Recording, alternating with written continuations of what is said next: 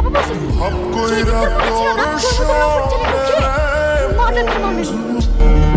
কষ্ট ভরা বুকে সঞ্জা একদম পালানোর চেষ্টা করবে না, পুলিশ তোমাদের গাড়ি নিয়ে গিয়ে ফেলেছে। দরকারও নেই আমার কি আছে? আপনি আমাকে অ্যারেস্ট করুন।